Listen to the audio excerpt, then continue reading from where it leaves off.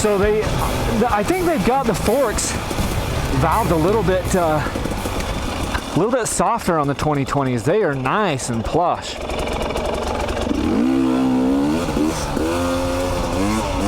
They're good, very good. This air fork for this mountain single track is awesome, and I'm running a little less pressure because I think the standard pressure they say is like 139 psi.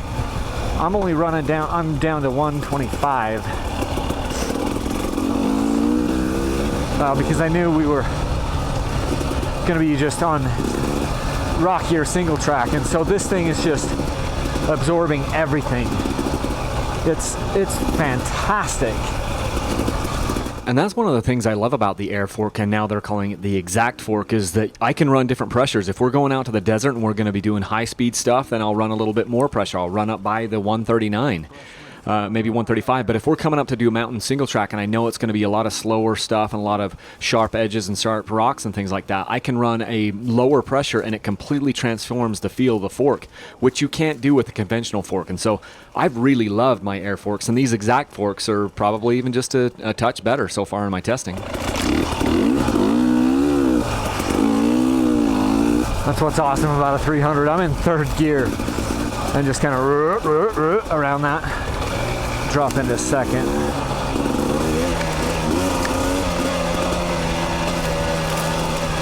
See, there's third again. I like to get up into third.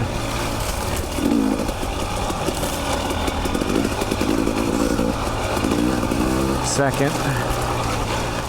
So let's talk about that gearing change for just a little bit, because if you don't know, on the 2020s, they went to a 51 tooth rear sprocket on these bikes. Historically, the XC has been a 50 tooth on the rear. It's got a 13 tooth front sprocket. So that gears this bike down just very, very slightly. Now, I haven't used a 51 tooth in the past. I had played around a little bit with a 52 tooth sprocket on one of my older bikes, and I ended up liking the 50 tooth better because I like to have the bike at a little bit lower RPM. And that's just me. And so I kind of find myself a little teeny bit off on the gearing with this. It's not horrible, and I'm not running out to change it, but I think the reason why they did it is because these bikes don't have quite as much low-end grunt as the carbureted bikes do, at least in their stock form. And I believe that is because they run so lean. The stock mapping and the stock ECU on these bikes runs the bike so stinking lean that they don't have as much low-end grunt. And so because of that, and they run smooth and they still have a lot of low-end power, they just don't have as much low-end power as a lot of people are used to on their carbureted bikes. And that's in part because on your carbureted bike, you could run as much fuel as you wanted, especially on the low end, because all they're trying to do here is pass emissions with these TPI bikes. They are trying to make them run as clean as possible, and I think that takes away from our bottom end. I've noticed that on the Get ECU installed bike that I have, my 2019, it's got more low end than this bike, and I think now it's because it's running so much more fuel. So that's probably why they went to a 51 tooth rear sprocket, and it's okay.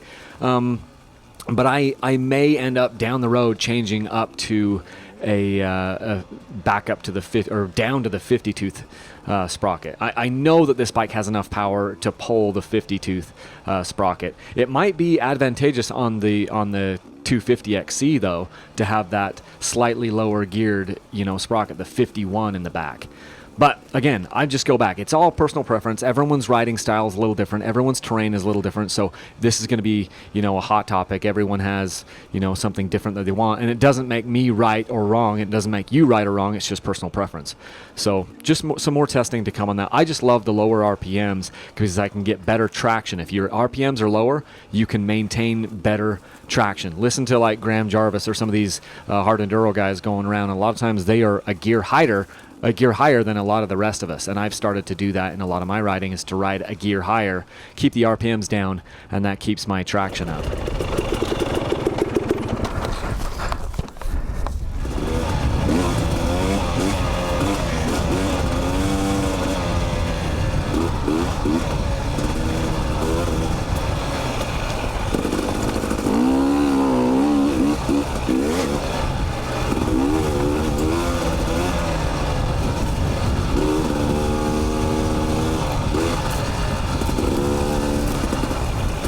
Can't see. I'm gonna slow down for a second. Dust is just hanging enough. Now I can see a little better. Because you don't want to hit something wicked. Hit something that you can't see, some little rock, because you do not want to be off the side of this trail. It is freaking steep.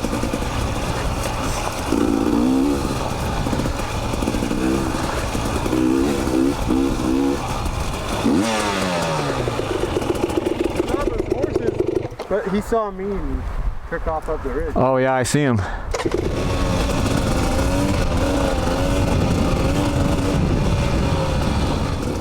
Just a little word about the tires that I'm running on this bike, because I installed tubeless on it right away, and because of that I had the tires off, and as some of you know, that means that I'll probably put a different tire, front and rear tire, on the bike when it's brand new, something that I know performs really, really well, and that way the bike has its best potential to be awesome right off the bat, at least for what I like.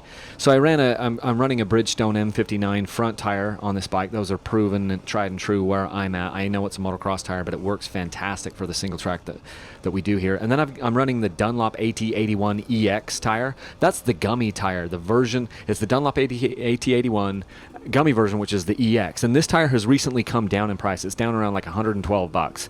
I know that's more expensive than most of the other tires out there, but the thing is performing phenomenal. By the end of this ride, I had about 7.5 hours on the bike, and the tire was showing some signs of wear, certainly, because it's a gummy tire, but it has been lights out phenomenal. I have really, really liked running it, and it's not the last time I'll run it.